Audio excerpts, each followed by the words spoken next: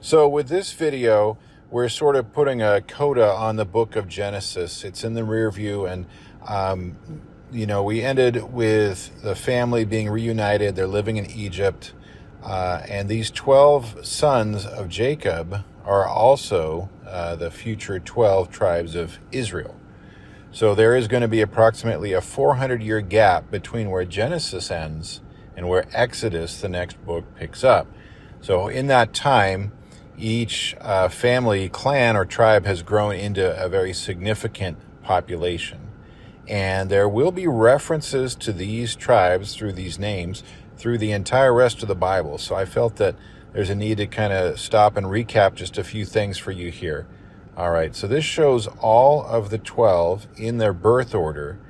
And they may or may not all appear together in future references, and if so, they may or may not always be listed in this particular order.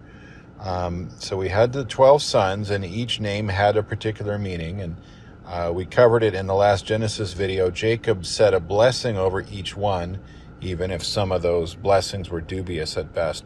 We won't really get into that here, but if you want to bookmark Genesis chapter 49, you will see those blessings or those promises in a way coming true as the Bible progresses, as the narrative progresses.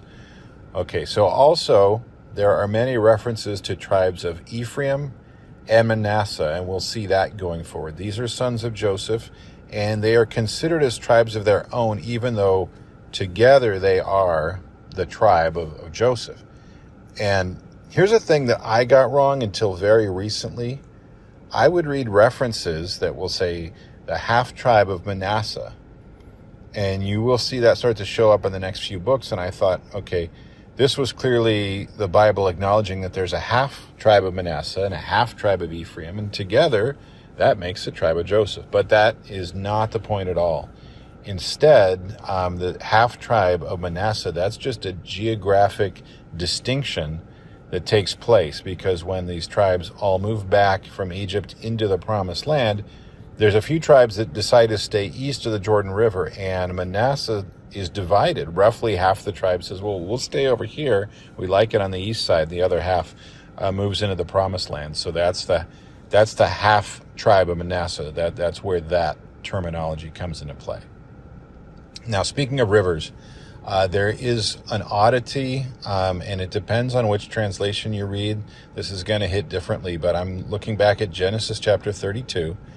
This is where Jacob is moving his family west. This was when he was leaving his father-in-law. He was heading home. He was, leaving that confrontation and fearing a new confrontation with his brother Esau. Anyway, the Bible translation that I use states that Jacob took his 11 children and helped them across the river. There are several translations that will say 11 sons, and so they leave out his daughter Dinah from the narrative. Benjamin has not been born yet, so 11 sons is accurate. But if it means 11 children, which, if you want to get technical in the original language and everything, there would have been a way to clearly say 11 sons, and the way that it was said was kind of children, which could also just mean sons. But how I read that, there's a mystery of sorts. So who is the odd man out if there's 11 children? And if someone isn't counted, is that important? And I thought, well, maybe someone like Reuben had scouted ahead, had already crossed the river. Judah does go live separately, but that doesn't happen till later. So for what it's worth, I actually took my wild, crazy theory about why it says 11, and I asked, AI to make sense and kind of, say, okay, if it's meant to be 11 sons, or if it's just 11 children, but, for some reason, like I said, maybe somebody came earlier or later, which, the narrative doesn't say that, but if it was something like that, or my wild, crazy theory, I was a little surprised. AI said 99% certainty it is meant to be 11 sons, and those translations that just say sons, they're making that assertion. And then the other idea was like 1%, and then my weird idea that maybe somebody's left out of the number intentionally, that was like 0%. Usually AI likes to hedge bets and say, oh yeah, sure, you're right, or hey, that's totally possible, but it didn't like my idea. So anyway, that was Genesis chapter 32. So finally, the last thought I'll leave you with here in this video, Genesis chapter 25. If you were watching through my videos through the book of Genesis, I seem to just sort of skip over this genealogy of Ishmael. This is the uncle of Jacob, but I never wanted to just skip that. I wanted to make sure we came back to it. There's some parallels. He's got 12 sons of his own, supposedly a daughter as well, so that's the exact sort of parentage, number of children and everything. And so that's a really interesting parallel to me. But the narrative thread is never picked up again. Like these names are just mentioned.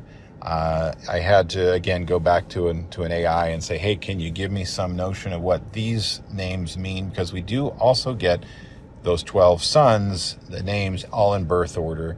So I just thought I'd put these together, and again, these are possible meanings. This is going beyond what the Bible tells us.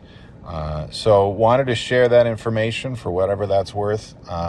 These, I think when you look at the names of Jacob's sons, it almost spells out like a sentence or a declaration, and it feels that way with Ishmael as well, that they're kind of, we're going east and we're in the land of other gods and things like that. So wanted to give you all that information.